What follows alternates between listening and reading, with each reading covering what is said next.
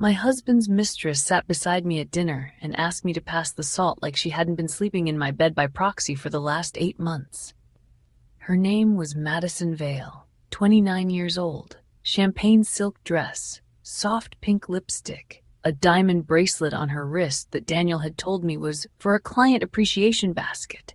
She smiled at me across the candlelight in my mother-in-law's dining room, then reached past my plate and touched my husband's hand like she had every right in the world to be there.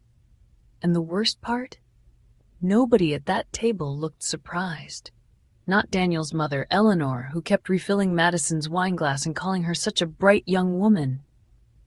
Not Daniel's sister, Vanessa, who kept staring down at her salad like the lettuce had suddenly become fascinating.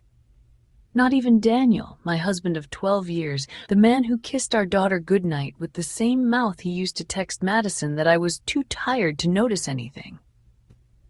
But I had noticed. I noticed the hotel charges in Asheville. I noticed the necklace Madison wore in a photo Daniel forgot to delete. I noticed the way he started taking calls in the garage, the way his phone screen always faced down, the way his mother suddenly became very interested in whether my name was still on the deed to our house. So when Eleanor lifted her crystal glass and said, "Claire, marriage requires trust. Maybe tonight is a good time to stop questioning Daniel and start supporting him," I finally understood.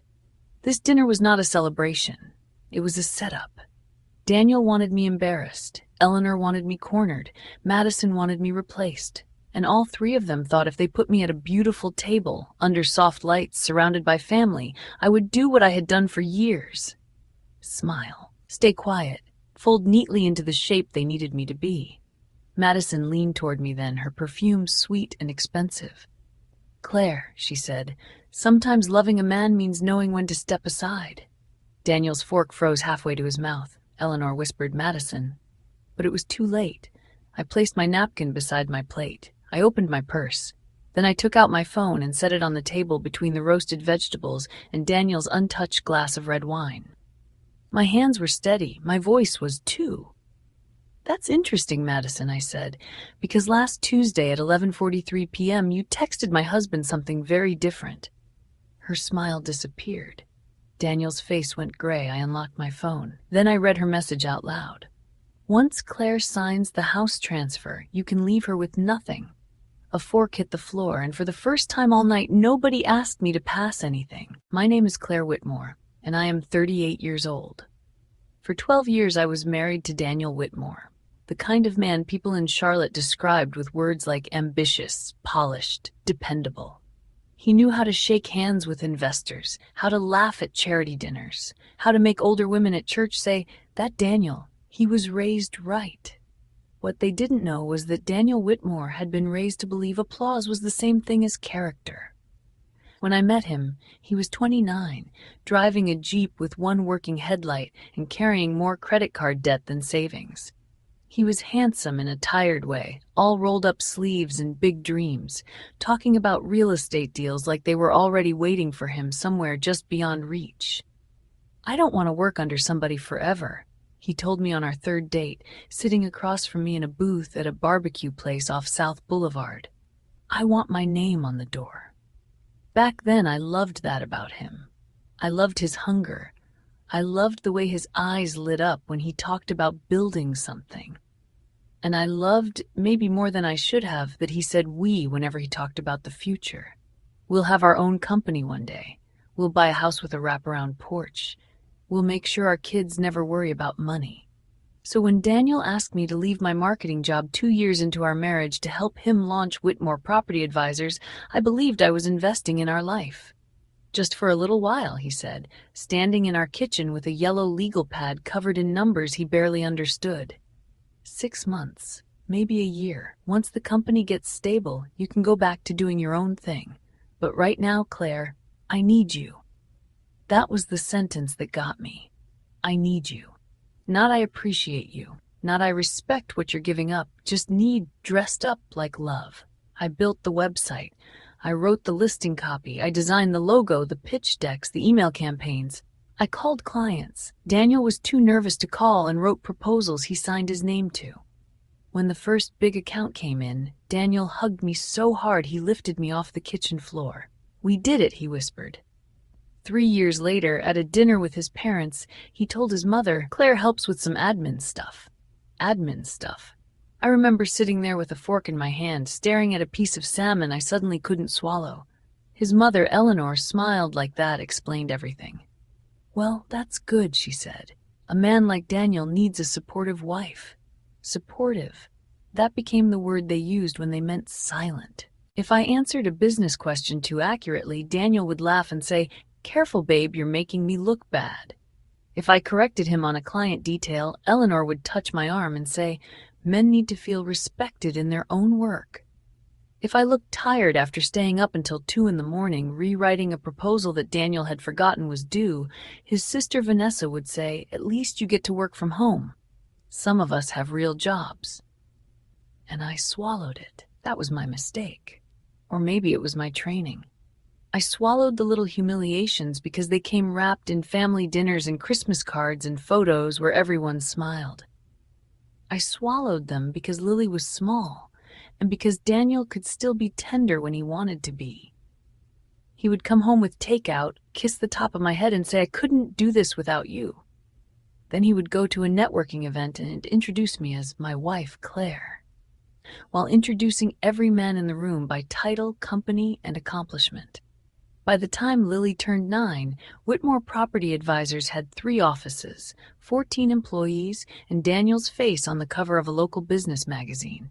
The article called him a self-made man. I bought 5 copies. I don't know why. Maybe some part of me thought if I kept the proof of his success, one day someone would remember I had helped build it. The first time I noticed Madison Vale, she was a name at the bottom of a company email. "Bright girl," Daniel said when I asked about her. "New communications hire, very sharp, you'd like her." But I did not like the way he said her name. There was a softness in his voice, a carefulness, like he was placing a glass ornament on a shelf. A week later, he started taking calls in the garage. 2 weeks later, he changed his phone passcode. A month later, he came home smelling like perfume I did not own and kissed our daughter on the forehead like nothing in the world had changed. "Long day?" I asked. He loosened his tie and gave me the tired smile he used whenever he wanted me to stop asking questions. "You have no idea," he said.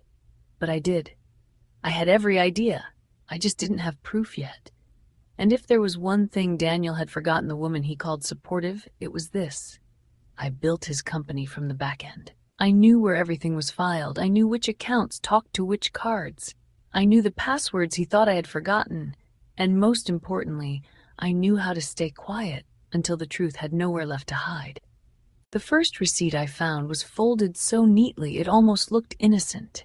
It was tucked inside the pocket of Daniel's navy suit jacket, the one he wore whenever he wanted people to believe he was the most responsible man in the room. I was carrying it to the dry cleaning bag when the little white slip fell onto the laundry room floor. The restaurant was in Asheville. 2 entrees, 1 bottle of red wine, 1 dessert with a note printed at the bottom.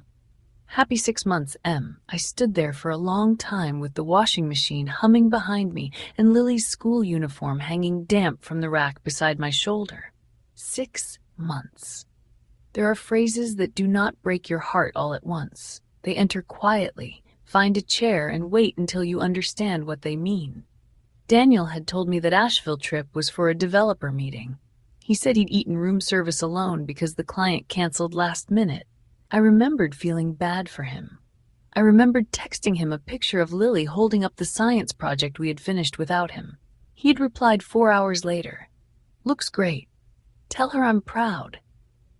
Now I wondered if Madison had been asleep beside him when he sent it. I took a picture of the receipt, folded it exactly the way I had found it, and put it back in his pocket. That was the first rule I made for myself. Do not let him know what you know. The second rule came 2 days later when Daniel placed a folder beside my coffee mug at breakfast. "I need you to sign this before Friday," he said. Lily was at the counter eating cereal, swinging her feet against the cabinet doors. Daniel didn't look at her. He didn't look at me much either. He just tapped the folder with 2 fingers like he was giving me a grocery list. "What is it?" I asked. "Some refinancing paperwork." "For the house?" For the family, he corrected, too quickly. I opened the folder. The first page was full of language about asset protection, trust restructuring, and ownership transfer. Daniel had highlighted the signature line in yellow, as if I were a child who might get lost reading grown-up words. I looked up at him. Why would my name be removed from the deed? His expression changed by half an inch. Not enough for most people to notice. Enough for a wife. It's not being removed, he said. It's being moved into a better structure. Peter Lawson drew it up. Mom has used him for years. Peter Lawson was Eleanor's lawyer, not ours, Eleanor's. Then I'll have my own attorney review it, I said. Daniel laughed, but there was no humor in it. Claire, don't make this dramatic. It's standard. Then my attorney will say it's standard. His jaw tightened. Across the kitchen, Lily stopped swinging her feet. That was the thing about children. Adults think they can hide tension by lowering their voices, but children hear the shape of fear before they understand the words. Daniel took the folder back slowly. You know, he said, there was a time when you trusted me. I looked at the man I had helped build from overdraft notices and borrowed confidence into a magazine cover success story. There was a time when you made that easy. He left without kissing me goodbye. That afternoon, Eleanor called. Not texted. Called. Eleanor believed texts were for people who did not know how to control a conversation. Claire, she said, Daniel tells me you're being difficult about the paperwork. I was standing in the school pickup line, watching Lily through the windshield as she came out with her backpack bouncing against her shoulders. I asked to have it reviewed. Marriage requires faith. So does signing away your name on a house. There was a pause. Then Eleanor sighed, the way she always did when she wanted me to feel immature. You have a comfortable life because my son works very hard. Sometimes a wife has to support the bigger picture. The bigger picture. For 12 years, that phrase had been used to cover every small erasure. My career was sacrificed for the bigger picture. My opinion was softened for the bigger picture. My name disappeared from conversations about the company for the bigger picture, and now, apparently, my name was supposed to disappear from the deed as well. Before I could answer, Eleanor continued.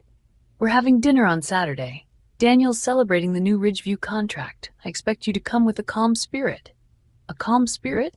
Yes, and Madison will be there. She was instrumental in the deal.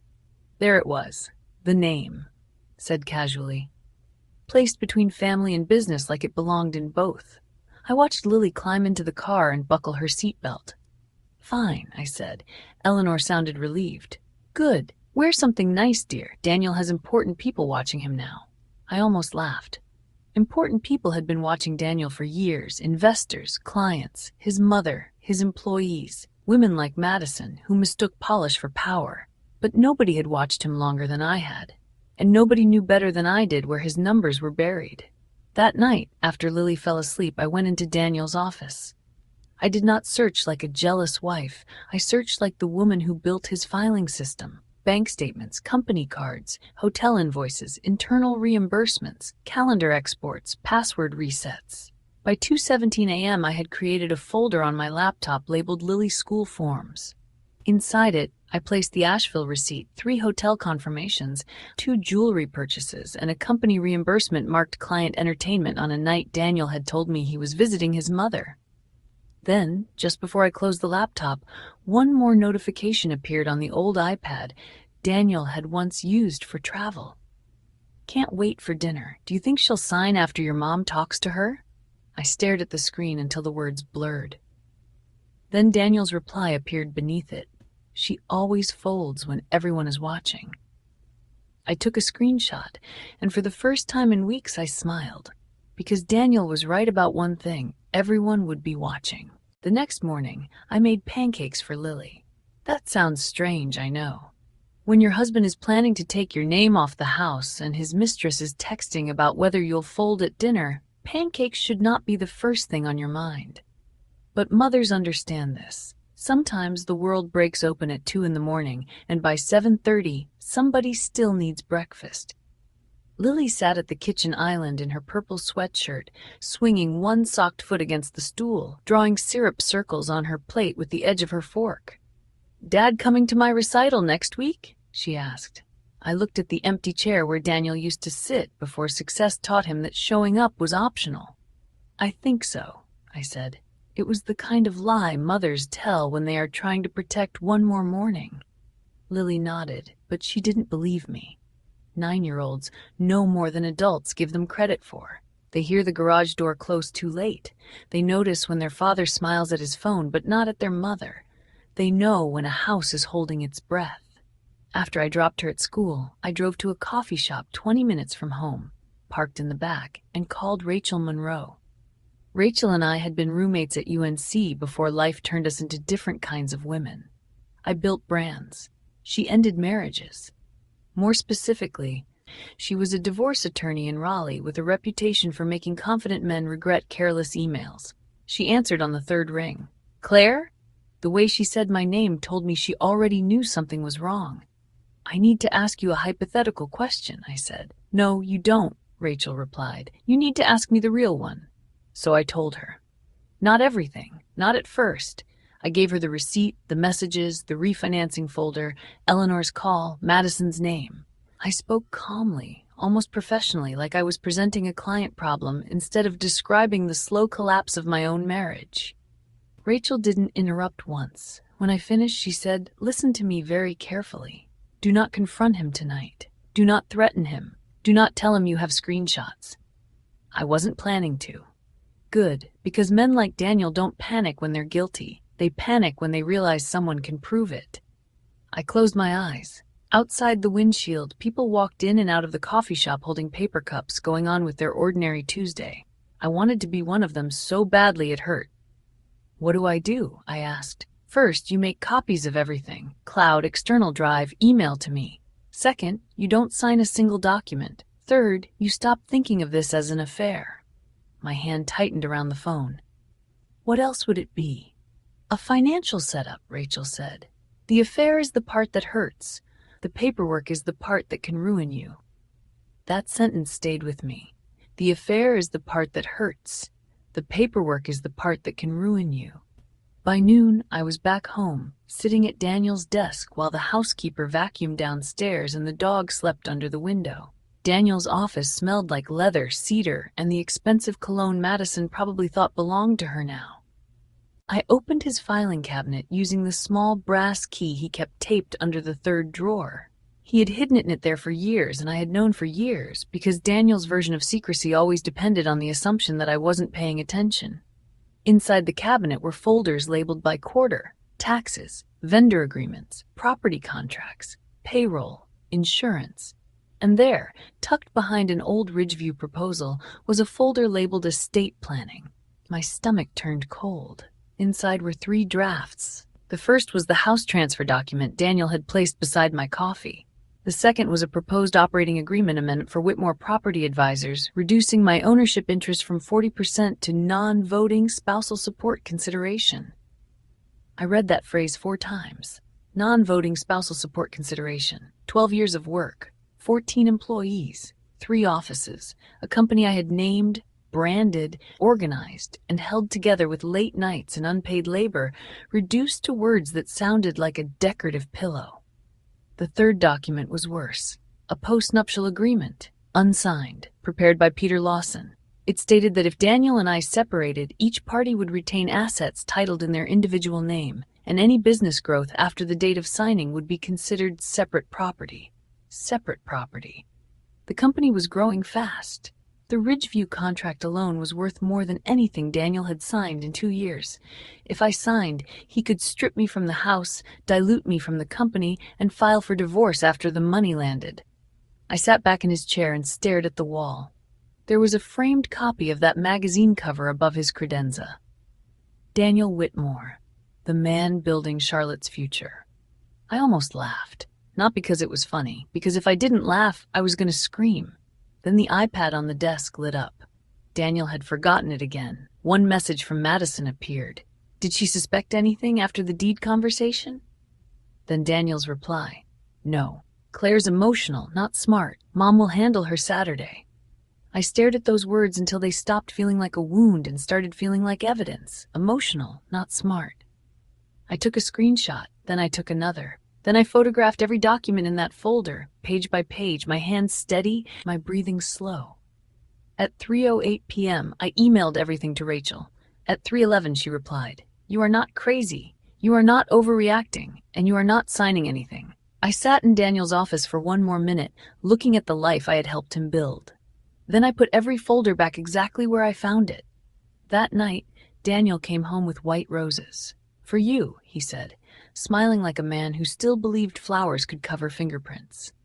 I took them from his hand. "They're beautiful," I said, and while he kissed my cheek, I looked over his shoulder at his office door and thought of the folder inside. He thought Saturday dinner would be the night I folded. He had no idea it was the night I was going to let him talk. Saturday night at Eleanor Whitmore's house looked like something from a lifestyle magazine.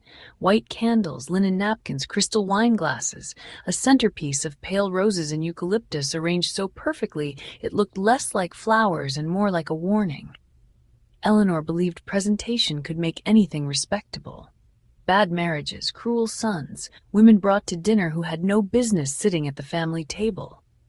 Daniel drove us there in silence. Lily was spending the night at my neighbor's house, eating popcorn and watching movies, which meant for the first time in weeks I did not have to pretend in front of my child. Daniel glanced at me twice on the drive. "You look nice," he said. I was wearing a black dress he had once told me made me look too serious. "Thank you." He tapped his thumb against the steering wheel. "Can we just have a peaceful night?" I looked out the window at the old oak trees passing in the dark. "That depends on what you call peaceful."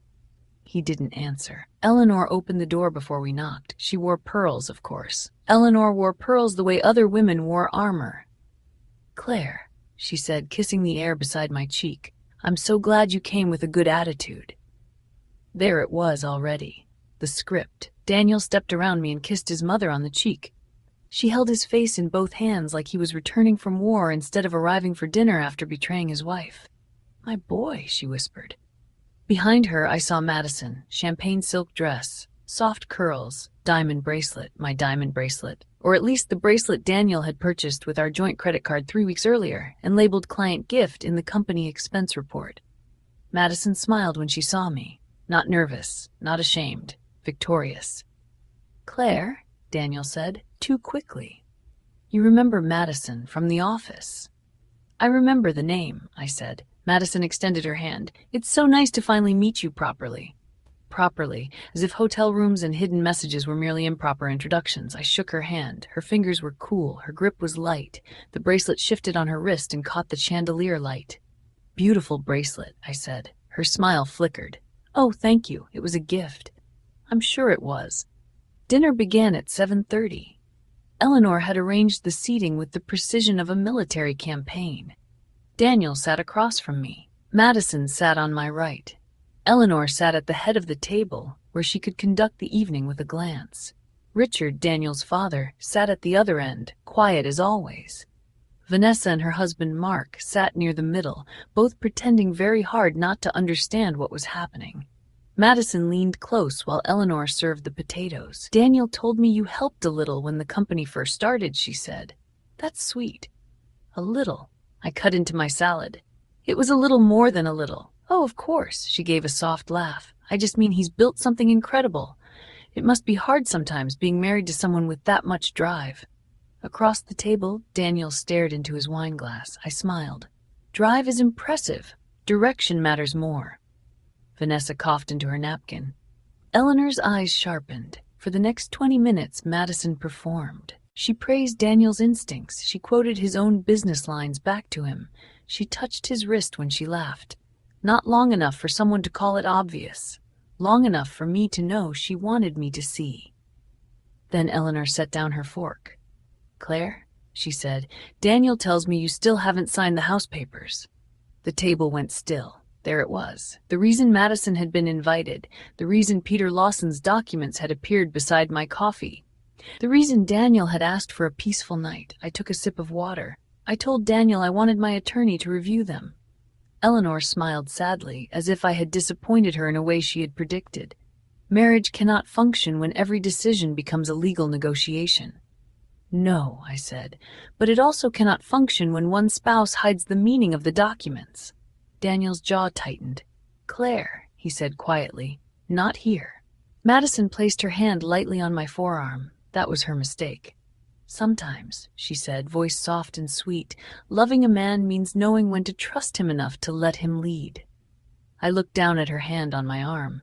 Then I looked at Daniel. His face had gone pale around the mouth. He knew. Not everything. Not yet.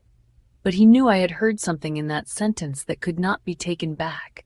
I gently removed Madison's hand from my arm and placed it back beside her plate. That's interesting, I said, because last Tuesday at 11:43 p.m. you had a very different opinion about trust.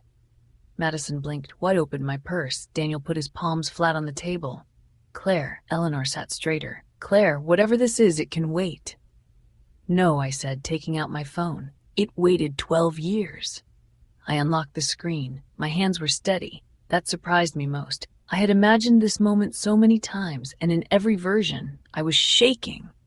But sitting there with Daniel across from me, Madison beside me, and Eleanor watching like she still owned the room, I felt something colder than anger. Clarity. I read the first message. Once Claire signs the house transfer, you can leave her with nothing. The silence that followed was not empty. It was full of every lie Daniel had ever told. Vanessa's fork slipped from her hand and hit the floor. Madison whispered, "That's private." I turned to her. "So was my marriage." Daniel stood. "Give me the phone." Mark pushed his chair back slightly, not standing, but enough. "Daniel," he said, "sit down." Daniel looked at him like he had forgotten other men could speak. I read the next message. "Tell your mother to pressure her at dinner. She always folds when everyone is watching." Richard slowly turned his head toward Eleanor. "Ellie," he said, "what is she talking about?" Eleanor's lips parted, but no sound came out. I looked at my mother-in-law, the woman who had spent 12 years teaching me that dignity meant silence. Then I read the message Daniel sent back. "Mom will handle her. Madison will keep her distracted." Madison's face drained of color. Daniel whispered my name like a warning. But warnings only work when someone still wants permission. I scrolled down. "There's more," I said, and this time nobody at the table asked me to stop. "There's more," I said. No one moved. The dining room that had felt so carefully staged an hour earlier now looked like a crime scene where the weapon was still lying on the table. The candles burned too brightly. The roses in Eleanor's centerpiece looked pale and dead. Madison's hand was pressed against her throat, her diamond bracelet sliding down her wrist like it suddenly wanted to leave her. Daniel stayed standing. "Claire," he said, lowering his voice, trying to make it sound calm for the room, "you're upset. I understand that, but reading private messages at my mother's dinner table is not the behavior of someone thinking clearly." There it was, the pivot. When a man cannot deny the evidence, he questions the woman holding it. I looked at him and almost admired how fast he reached for the old script. "She's emotional," he told the table. "She's been under stress. Lily, the house, the company, she's taking pieces of things out of context." "Out of context?" I asked. Madison found her voice then, thin and trembling. "You violated my privacy." I turned toward her. "You helped my husband plan to remove me from my home. I didn't know it was like that." I scrolled once and read another message. "Madison, make sure she doesn't get a lawyer before she signs. Women like her get brave when someone explains numbers to them." I looked up. "Would you like to explain the context of that one?" Madison's mouth opened. Nothing came out. Vanessa whispered, "Oh my God." Daniel slammed his hand on the table hard enough to make the wine glasses jump. "That's enough." Richard stood then, slowly. He was not a dramatic man. In 12 years, I had heard my father-in-law raise his voice exactly once, and that was at a football game. "Sit down, Daniel," he said. Daniel blinked, actually surprised. "Dad," I said, "sit down." And for the first time that night, Daniel looked less like a husband and more like a little boy whose costume had been taken away. He sat. Eleanor's face had gone tight and white beneath her foundation. "Claire," she said, choosing each word carefully, "whatever mistakes Daniel has made, he is still your husband. This family does not need to be destroyed in public." I nodded. "You're right." She looked relieved for half a second. Then I opened the second folder on my phone. "So let's talk about the part you helped with privately." Her relief disappeared.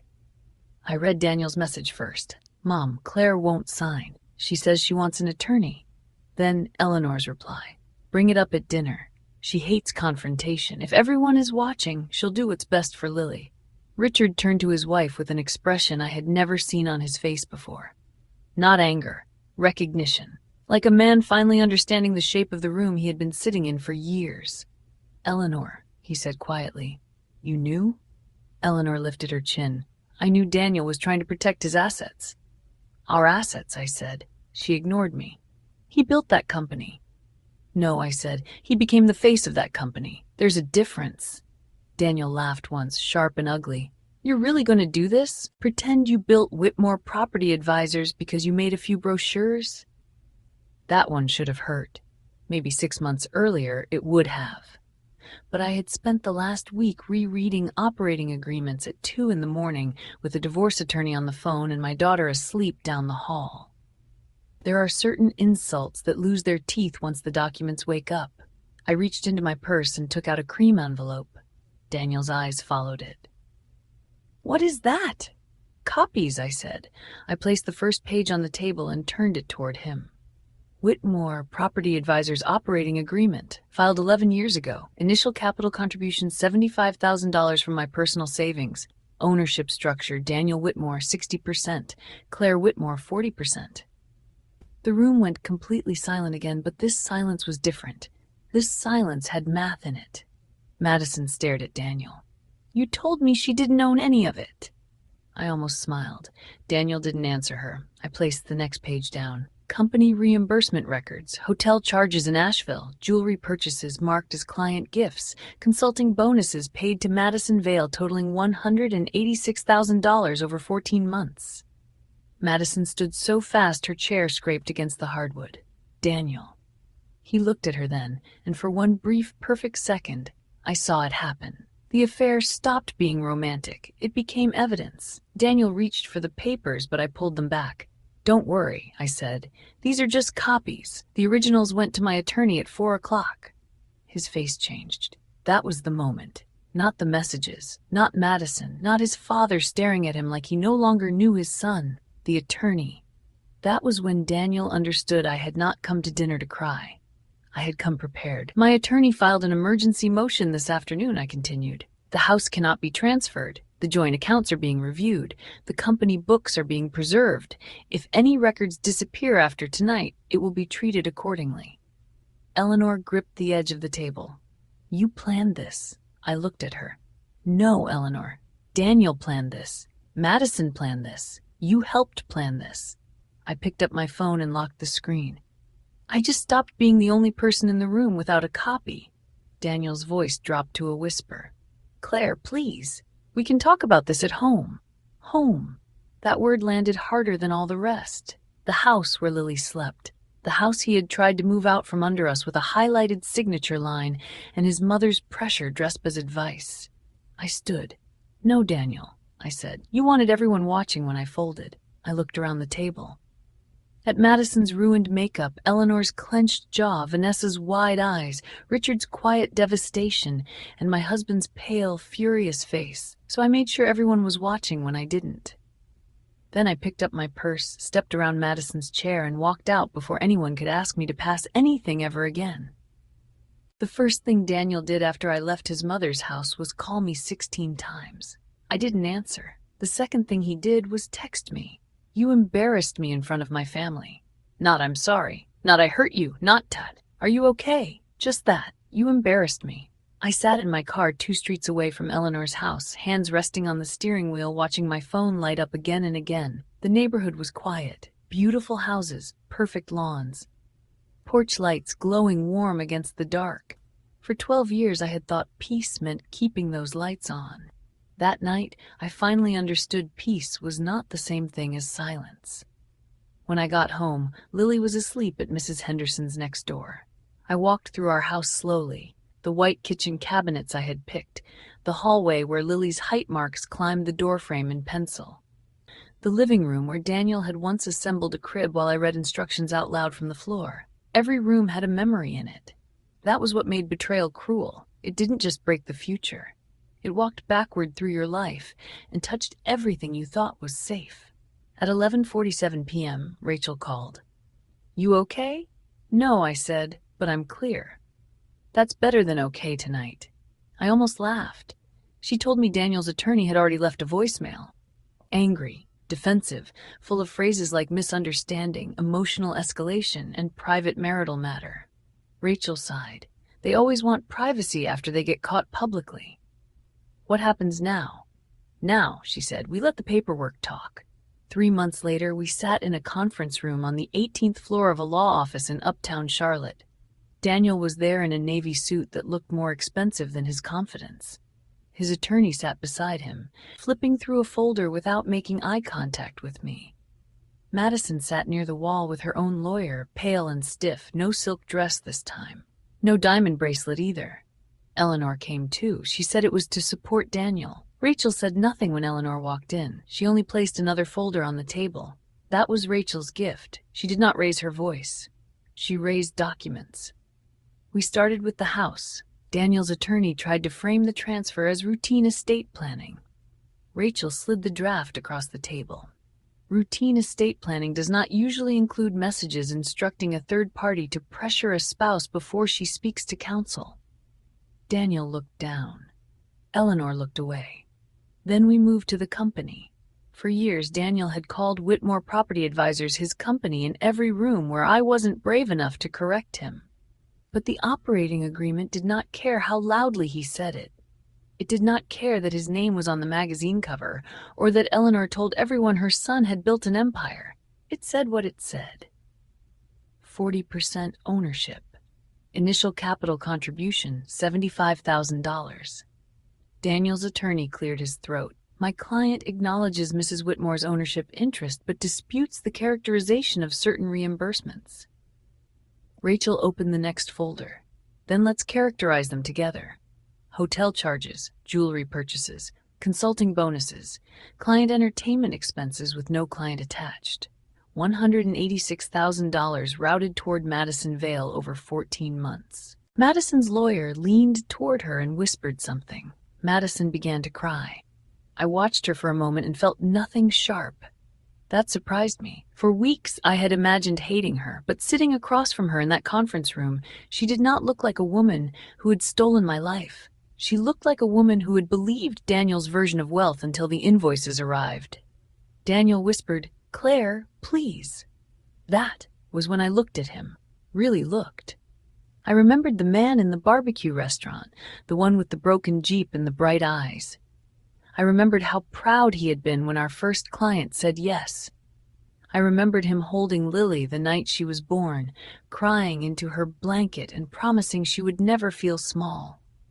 Somewhere along the way, Daniel had become the kind of man who called his wife useful and mistook another woman's admiration for proof that he was powerful. I reached into my bag and took out my wedding ring. I had not worn it since the dinner. I placed it on the table. Daniel stared at it. "You asked me once what I wanted," I said. "Here it is. I want the house to stay in Lily's life. I want my 40% of the company recognized and protected. I want every dollar you spend on Madison accounted for. And I want communication about our daughter to go through the parenting app until you remember that being her father is not the same thing as being obeyed." His face tightened. "You're taking everything." "No," I said. "I'm taking my name back off the things you tried to erase it from."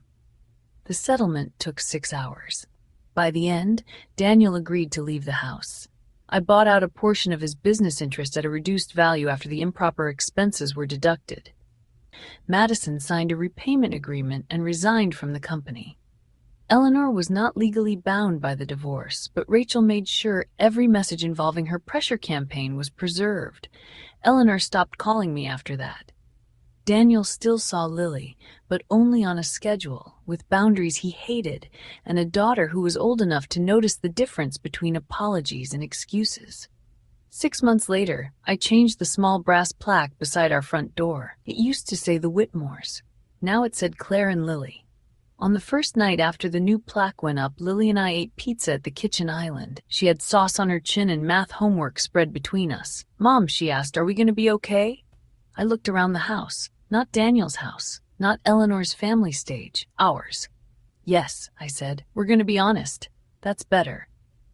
Later, after Lily went to bed, I put my wedding ring in a small blue box and placed it at the back of my closet. I didn't keep it because I missed him. I kept it because sometimes evidence is not just for court.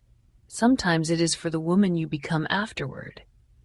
Daniel thought reading Madison's messages out loud would be the most humiliating thing that happened that night. He was wrong.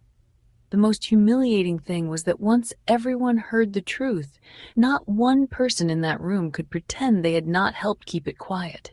I did not destroy my family at dinner. I simply turned on the light, and once the room was bright, there was nowhere left for any of them to hide.